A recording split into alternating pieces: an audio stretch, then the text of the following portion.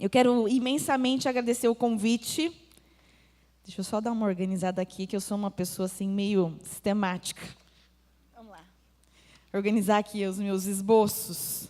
Eu quero imensamente agradecer o convite do pastor Aguiar, que me desafiou hoje, no culto da manhã, a pregar aqui, a estar no culto das 18. Olha, você pregou ontem no culto de jovens, então eu quero que você pregue hoje, no culto das 18. Aí vocês sabem como foi a minha tarde hoje, né? Foi aquela tarde assim que a gente fica tremendo nas bases, porque toda vez que eu subo aqui, eu leio aquela frase ali, ó, pregue a palavra. Aquela frase ali, aquelas letras, elas vêm assim na minha cabeça enquanto eu durmo. Elas vêm assim, é um negócio. Então, gera um temor muito grande. E eu faço isso com temor diante do Senhor e da igreja. Porque nós temos a responsabilidade de pregar a palavra. E como foi dito, nós estamos aqui, como eu me incluo junto à mocidade, ministrando a igreja, ministrando a famílias. Então, nós todos hoje, vocês que me ouviram ontem, vocês estão comigo, vocês estão ministrando comigo. O pessoal do louvor, os jovens que estiveram aqui ontem, nós estamos juntos nessa ministração. Não fujam, por favor, tá bom? Estamos juntos, vocês vão interceder por mim. Mas toda vez que a palavra ela é exposta, Deus derrama uma graça tão maravilhosa que novas revelações surgem para a nossa vida. É por isso que nós caminhamos, às vezes, 20, 30, 50, 60 anos na igreja. E lemos aquele texto, e lemos de novo. E toda vez que lemos, o Espírito Santo nos lembra de outras coisas. De coisas que precisam ser trabalhadas na nossa mente, na nossa vida. Então, você que me ouviu ontem, tem essa possibilidade, essa graça de Deus de ter uma nova revelação nessa noite. Então, vamos ouvir e estudar a palavra e deixar com que o Senhor fale conosco. Eu queria convidá-lo a abrir a sua Bíblia e deixa ela aberta, totalmente aberta, caneta na mão, lápis, e nós vamos passear por alguns versículos. 1 Coríntios 6, versículos de 12 a 20. Eu, estudando um pouco e lendo e vendo grandes mestres pregando sobre esse tema, eu fui tão tocada para a forma com que eles trabalharam esse tema, em alguns comentários, em algumas pregações expositivas, que eu fui tão tocada que eu pensei assim, eu só posso dividir essa palavra dessa forma, de uma forma mais detalhada, porque eu tenho certeza que o Espírito de Deus vai falar na sua vida. Vamos ler juntos. 12. Aqui a carta de Paulo à igreja de Coríntios. Todas as coisas me são lícitas, mas nem todas convêm. Todas as coisas me são lícitas, mas eu não me deixarei dominar por nenhuma delas. Os alimentos são para o estômago, e o estômago para os alimentos, mas Deus o destruirá tanto este como aquele. Porém, o corpo não é para a impureza, mas para o Senhor, e o Senhor é para o corpo. Aqui é Senhor Jesus. Deus ressuscitou o Senhor Jesus e também nos ressuscitará a nós pelo seu poder. Não sabeis que vossos corpos são membros de Cristo? E eu, porventura, tomaria os membros de Cristo e os faria membros de uma meretriz? Absolutamente que não. Ou não sabeis que o homem que se une a uma prostituta forma um corpo só com ela? Porque, como diz, serão dois em uma só carne. Aqui Paulo faz referência ao livro de Gênesis. Mas aquele que se une ao Senhor é um espírito com ele. Fugi da impureza. Qualquer outro pecado que uma pessoa cometer é fora do corpo, mas aquele que pratica a imoralidade peca contra o próprio corpo. Acaso não sabeis que o vosso corpo é santuário do Espírito Santo, que está em vós, a qual tendes parte de Deus e que não sois de vós mesmos, porque fostes comprados por preço. Agora, pois, glorificai a Deus no vosso corpo. Aleluia. Texto maravilhoso. Texto maravilhoso. Antes de entrarmos nos detalhes de cada versículo, é importante a gente entender um pouquinho esse contexto, né? Paulo está escrevendo, se você olhar para todo o capítulo 6, por exemplo, você vai perceber que em alguns versículos, Paulo diz assim: não sabeis, olha só, versículo 2, 3, 9, 15, 16, ele começa introduzindo assim: igreja de Corinto, mas não sabeis a respeito desse assunto? Em outras palavras, eu já ensinei para vocês, mas vocês não estão praticando? Não sabeis? Trata-se de uma carta de ensinamento e exortação à igreja de Corinto. Eles precisavam relembrar alguma das doutrinas que Paulo já havia ensinado àquela igreja. E é interessante nós voltarmos um pouquinho e lembrarmos da palavra, estudarmos um pouquinho da história. Se voltarmos em Atos, por exemplo, nós vamos perceber que depois da ressurreição e assunção de Jesus, a igreja se divide assim. Pedro trabalha com os judeus, vai evangelizar, cristianizar esse povo judeu. E Paulo vai trabalhar com o povo que nós chamamos de povos gentios. Eram povos, estamos falando do Império Romano, onde havia muitos povos diferentes, línguas, embora eles unificassem no latim, mas gregos, Mesopotâmia, de várias regiões, fundiram no Império Romano. Embora nós sabemos hoje que a cultura grega dominava, mas havia muitos povos ali. Esses eram os povos gentios. Eles não conheciam as escrituras como os judeus. Eles não tinham aquela cultura religiosa judaica. Eles não sabiam quem era Yahvé. Eles não sabiam sobre os 10 mandamentos. Era um povo que estava inserido numa cultura totalmente distante da realidade do Evangelho. Então, quando Paulo faz as suas viagens e começa a pregar em várias ilhas e cidades ali no Império Romano, ele começa a fundar igreja formada por povos gentios. Que povos eram esses? Quem eram esses corintianos? Quem eram esse povo da cidade de Corinto? Era um povo que não tinha esse substrato da Bíblia, diferentemente como Pedro trabalhava. Então, Paulo, o tempo todo, ele tenta desconstruir essa cultura mundana, filosófica desse povo gentil. Corinto, por exemplo, era uma cidade portuária muito grande, muito comércio. Muita gente morava ali.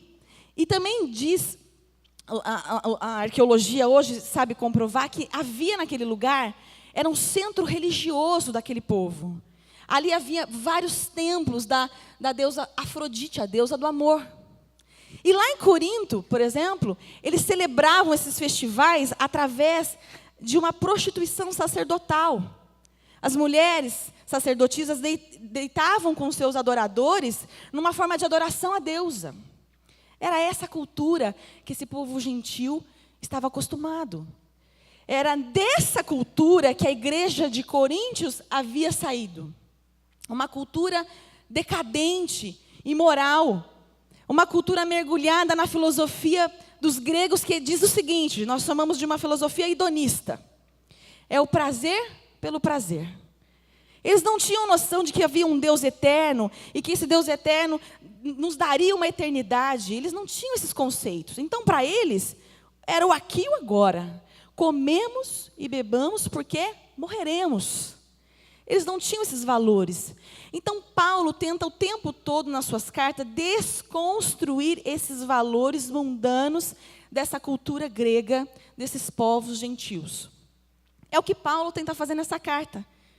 Com muita graça da parte de Deus, ele tenta desconstruir um pouco dessa filosofia, desse conhecimento. A igreja de Corinto, ela era filosófica, né? Os gregos, pensadores. Quando nós pensamos em filosofia grega, a gente tem vários nomes. Eles se gabavam desse conhecimento, mas Paulo o tempo todo está dizendo para eles o seguinte: isso é um pensamento mundano, não vem da parte de Deus. E Paulo vem ensinando esse povo a respeito da doutrina da parte de Deus.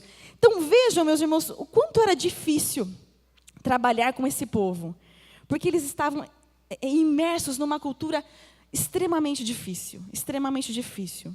E é interessante pensarmos hoje, muitos antropólogos estão dizendo que na nossa era hoje, nunca nos aproximamos tanto da imoralidade e da decadência do mundo antigo.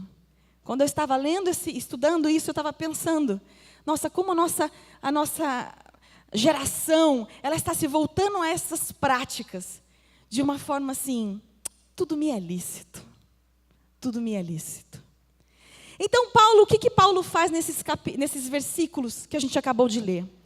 Paulo desconstrói essa ideia do prazer, o mau uso do corpo pelo prazer, como os gregos pensavam, e ele constrói o que nós chamamos de uma teologia do corpo.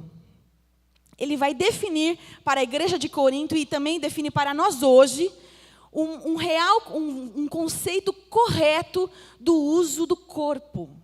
Para que fomos criados? Esse corpo, essa matéria não vale nada? Ele não tem valor eterno? Mas eram essas perguntas que aquela igreja de Corinto fazia. Vamos juntos. Versículo 12.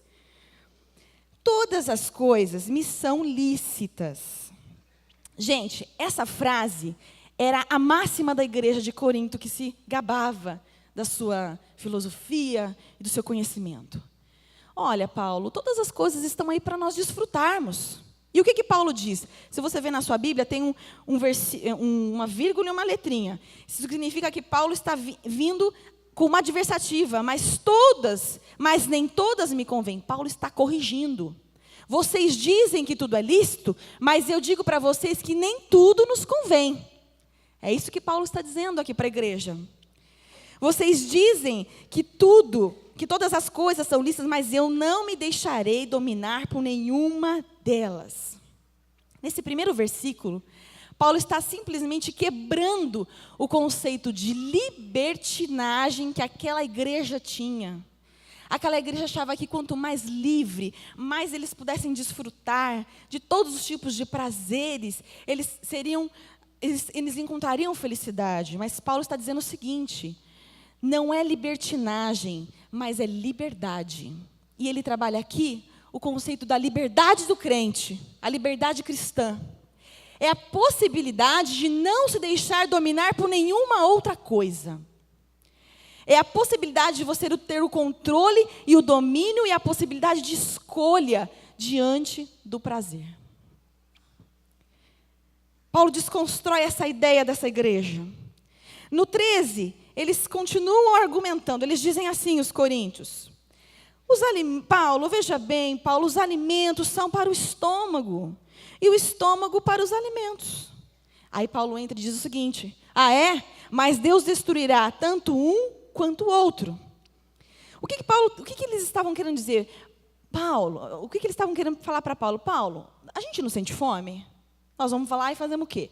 Comemos. Nós temos desejos, hormônios. E da mesma forma que nós temos a necessidade de comer, nós precisamos nos relacionar sexualmente. É isso que essa igreja está questionando Paulo. Essa igreja coloca a necessidade sexual como a necessidade de alimentar. E Paulo diz, Pois vocês estão pensando o quê? Que tudo isso será destruído. Paulo afirma o seguinte, que tudo isso é passageiro e transitório. Comer, beber, relações sexuais, tudo isso é transitório, é terreno. Mas que Deus reserva para nós algo muito maior que é eterno. E ele continua dizendo assim: o Senhor destruirá todos, porém o corpo não é para a impureza, mas é para o Senhor. E o Senhor é para o corpo.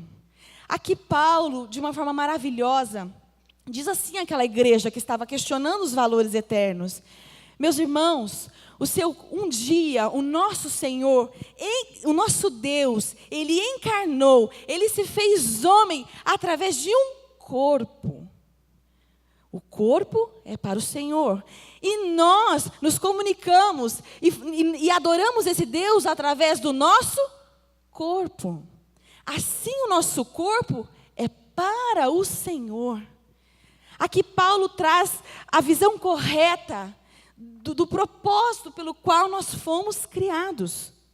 Não deve haver desvio de finalidade para o corpo do cristão. O corpo é para o Senhor, assim como o Senhor é para o corpo. Nós fomos criados para o Senhor. Paulo exorta esses irmãos dizendo: olha, vocês não podem ficar atentos àquilo que é terreno e é transitório. Olhem para aquilo que Deus fez. Olhem para o propósito de Deus para o seu corpo.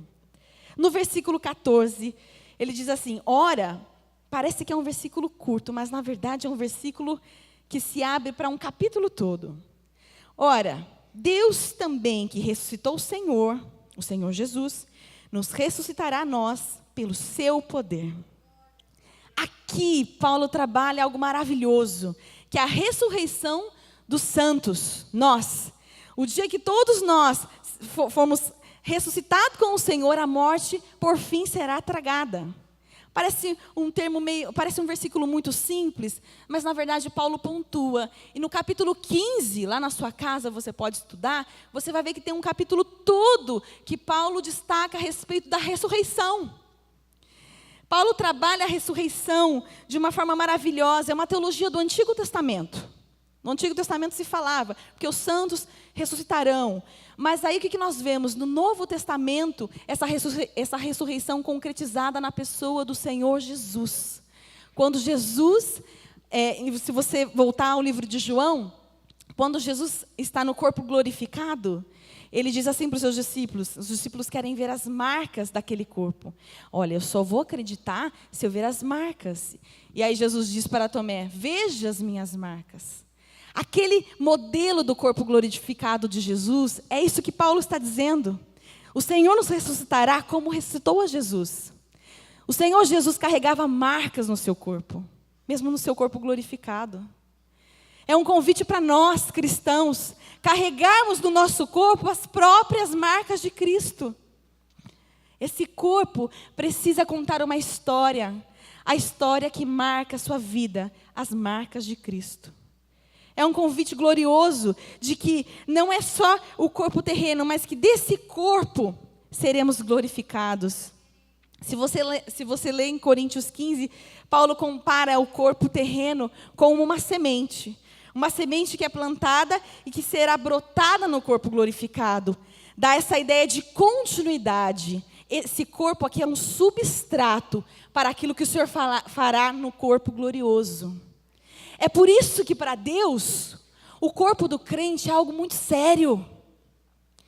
Ele tem propósito, ele tem finalidade, tanto para esta vida, porque esse corpo é para o Senhor, quanto para a glória, para o que é eterno. Deus tem um propósito. E essa igreja Paulo precisava explicar a respeito desse propósito para que eles alinhassem a forma com que eles estavam usando o corpo. Se formos para o versículo 15 ao 17, é muito simples entendermos. Não sabeis que o vosso corpo são membros de Cristo? Ou porventura tomaria os membros de Cristo e faria membros de uma meretriz? Absolutamente que não. Ou não sabeis que quando o homem se une a uma prostituta, forma um corpo só com ela? Porque, como disse, serão dois em uma só carne. Mas aquele que se une ao Senhor é um espírito com Ele. Se somos crentes no Senhor, todo o nosso corpo, nossa alma, nosso espírito se funde ao Senhor. Nós somos um com Ele. Logo, se sou um com o Senhor no corpo, como posso carregar o meu Senhor Jesus para um ambiente inapropriado?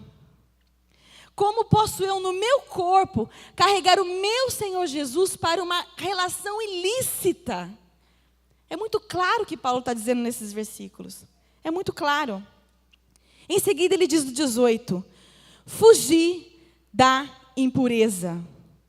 Fugir da impureza.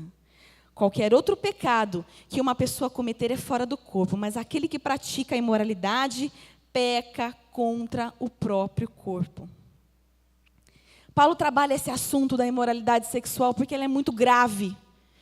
E as Escrituras, ela gasta muito, investe muito tempo para falar sobre isso, porque envolve muitas coisas. Quando você peca no seu corpo, você geralmente envolve outra pessoa.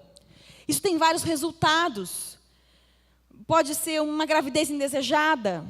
Isso pode resultar uma série de abortos, por exemplo. Doenças. Tantas coisas que envolvem a culpa, a vergonha, a dor, a tristeza. Uma relação de adultério, por exemplo, destrói uma família.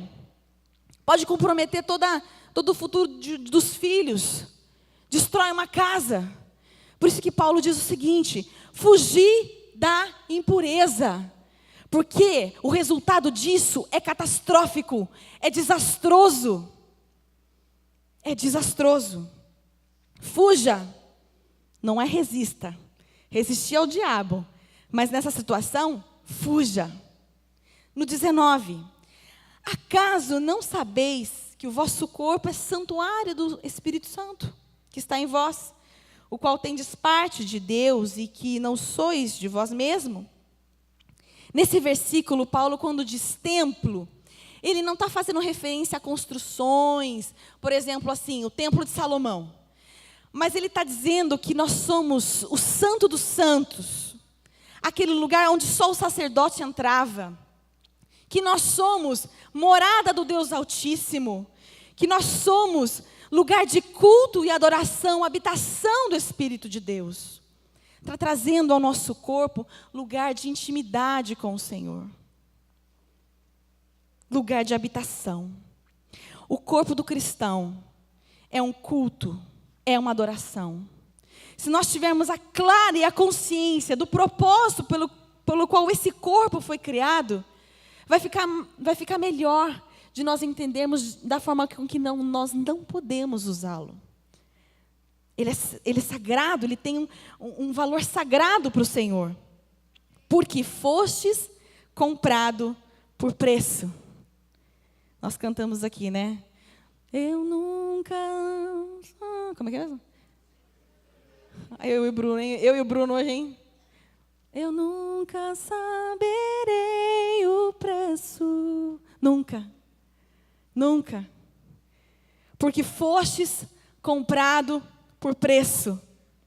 Agora, pois, glorificai a Deus no vosso corpo. É maravilhoso olharmos as Escrituras e entendermos da parte de Deus como a Trindade toda se relaciona com o nosso corpo. É o Deus Pai que cria o corpo e que nos dá a gloriosa promessa que nos ressuscitará e nos dará um corpo glorioso. Aleluia!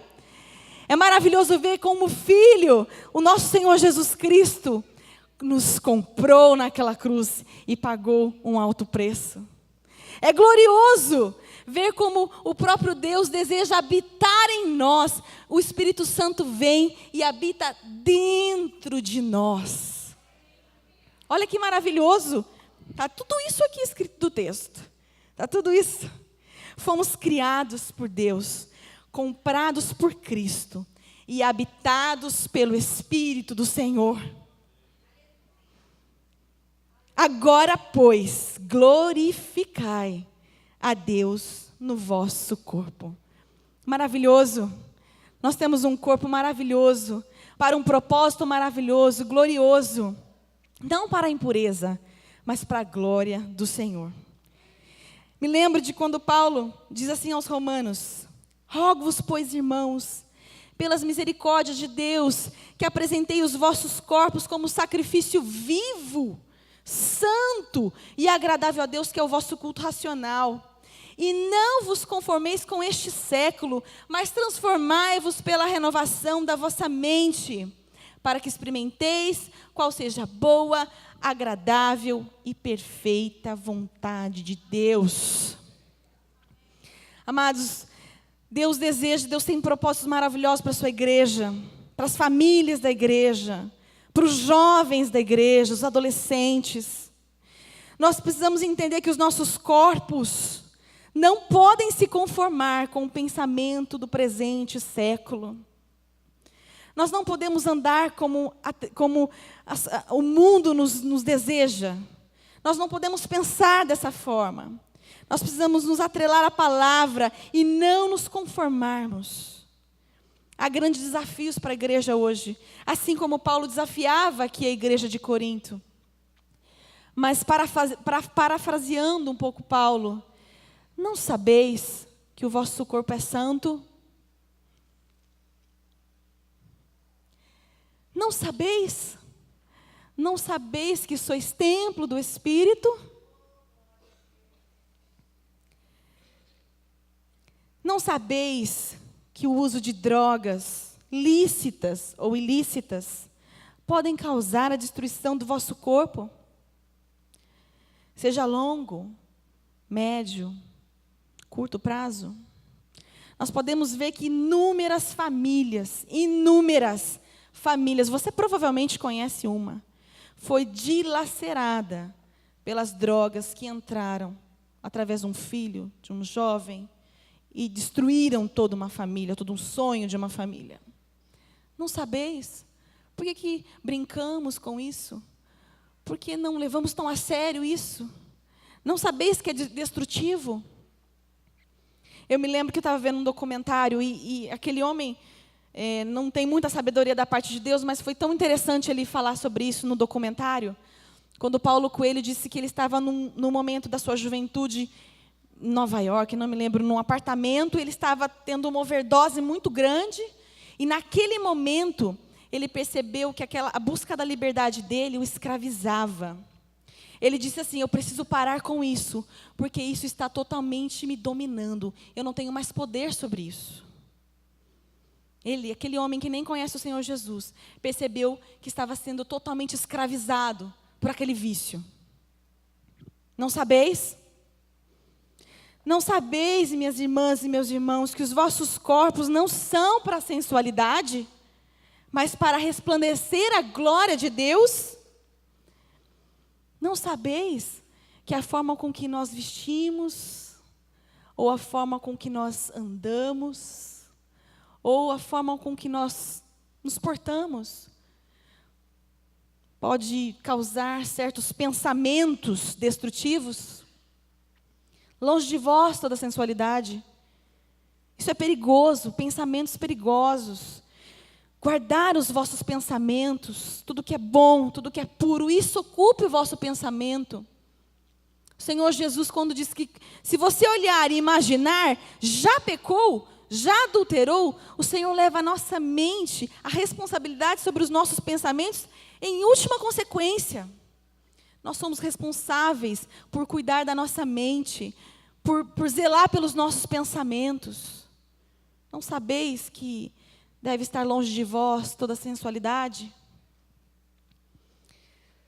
Não sabeis, igreja comprada, igreja amada, igreja comprada pelo sangue do Cordeiro, que o consumo de todo tipo de pornografia está muito longe e desagrada aos olhos de Deus?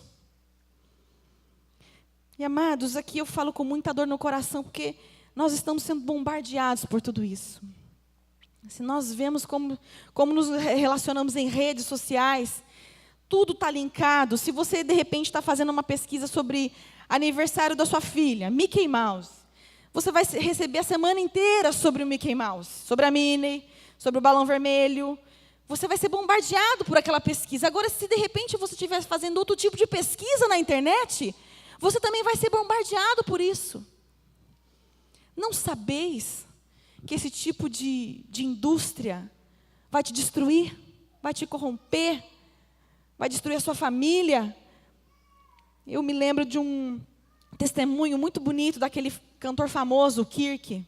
E ele falou isso na The Opera, né, nos Estados Unidos, um grande programa. E ele era um cantor gospel muito famoso. E ele testemunhou a libertação na vida dele. Ele tinha tantos vícios de pornografia, tantos vícios, acho que a sua caminhada solitária, de show em show, o levou a isso. Que ele, numa noite, se debatendo de que não queria aquilo, mas aquilo o dominava, ele pegou todo o seu material, colocou num sanito e enfiou era uma noite fria, ele conta isso. Que ele saiu de roupão e colocou numa lata de lixo lá fora e voltou para dentro de casa. Mas ele ficou tão agoniado, que na altura da noite ele se viu, naquele frio, indo até aquela lata de lixo, buscar o material de volta. E quando ele abre aquela lata de lixo, o Espírito Santo fala com ele. Glória a Deus. De que, olha só, a sua vida virou um lixo. Quando nós entramos nesse mundo terrível, a nossa vida espiritual vai ser um longo inverno. E nós estaremos dentro do lixo. Não sabeis que isso é totalmente destrutivo? Livre-se disso. Fuja. Fuja. Fuja. Não sabeis, mulheres, que para manter o vosso casamento sadio, nós podemos buscar inspiração na palavra do Senhor? Não há para nós padrões mundanos, mas a palavra de Deus. Muitas vezes nós procuramos coisas que mulher na sua, às vezes um problema de autoestima. Por exemplo, as mulheres que passam pela gestação e ganham muitos quilinhos a mais. Elas se tornam mulheres mais recalchutadas e às vezes com autoestima baixa. Mas o que eu posso fazer para o meu casamento ser melhor? E aí começa a buscar padrões fora da doutrina. Eu quero dizer para você, minha irmã, que o Senhor tem uma infinita paleta de cores vibrantes, quentes, alegres e vivas da parte de Deus, do que 50 tons de cinzas, acinzentados, tristes e mórbidos. Aleluia.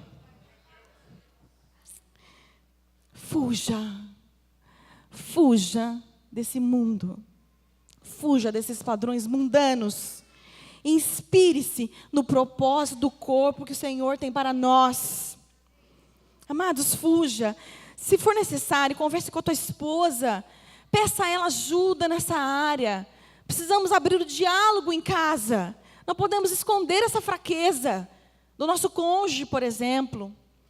Está vendo um programa de televisão? Amados, Deus fez o controle remoto. Deus que fez o controle remoto. Liga, desliga. Antigamente não era assim, né? Você estava lá e, ai meu Deus, o que está aparecendo? Aí até você levantar da cama, dar aqueles 20 passos até a televisão para desligar, você já, ai meu Deus, vi tudo. Hoje não. Hoje nós temos um botão de ligar e de desligar. Fuja. A palavra é fuja. Fuja. Ontem, quando eu conversei com os jovens, nós falamos um pouquinho sobre a questão do namoro, mas eu queria fazer uma aplicação diferente nessa noite. Eu queria falar com os pais, com a família. Não sabeis que vós sois guardiões da pureza dos corpos dos vossos filhos? É assustador vermos hoje os números de jovens que chegam ao casamento, mas que já desfrutaram da relação sexual. Não se casa mais virgem hoje, gente. Essa é a realidade. Não se casa. Eu não sei o que aconteceu. Eu não sei se caiu de moda. Parece que perdeu-se o valor. Eu não sei o que aconteceu. Eu estou falando isso da nossa igreja, de nós, corpo de Cristo. Mas, pastora, meu filho tem barba. Ele já tem 40 anos.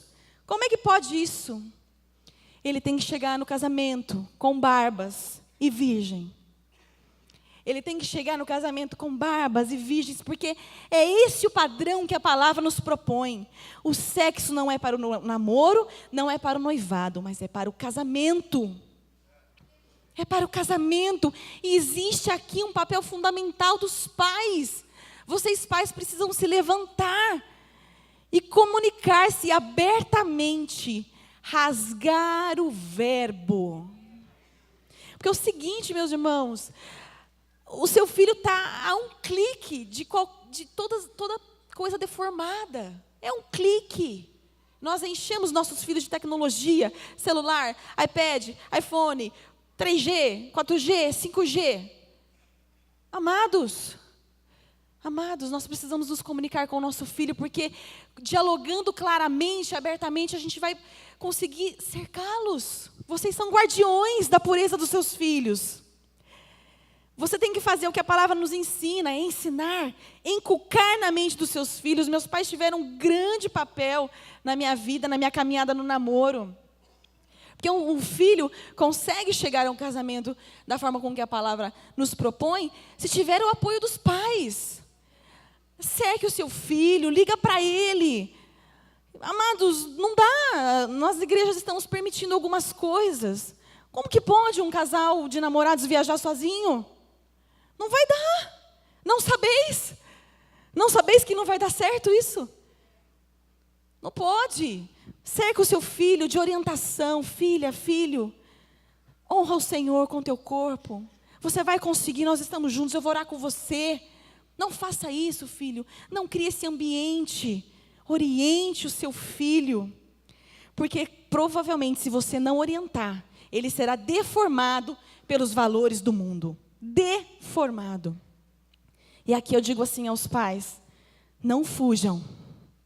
Não fujam da responsabilidade que o Senhor colocou para vocês. Não fuja da autoridade espiritual que vocês têm sobre a vida e sobre os corpos dos seus filhos. Não fuja. Igreja, porque fostes comprados por preço. Porque fostes comprado por preço. Agora, pois, glorificai a Deus no vosso corpo. Agora, pois, glorificai a Deus no vosso corpo. Eu queria que você se colocasse de pé. Meu pastor vai orar com você. Queridos, mais uma vez, lembrando que Paulo nos diz: rogo-vos, pois, irmãos, pelas misericórdias de Deus, que apresenteis os vossos corpos como sacrifício vivo, santo e agradável a Deus, que é o vosso culto racional. Igreja, não vos conformeis com este século, mas transformai-vos pela renovação da vossa mente, para que nós possamos experimentar qual é a boa, agradável e perfeita vontade de Deus. Conhecereis a verdade, e a verdade vos libertará. A exposição da palavra é libertadora. Ela não causa desconforto.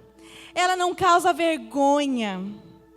Se você fez um mau uso do seu corpo no passado, mas você já é lavado e remido pelo sangue do Senhor, isso ficou no passado, no mar do esquecimento. Então hoje é noite de você celebrar, porque verdadeiramente você foi livre.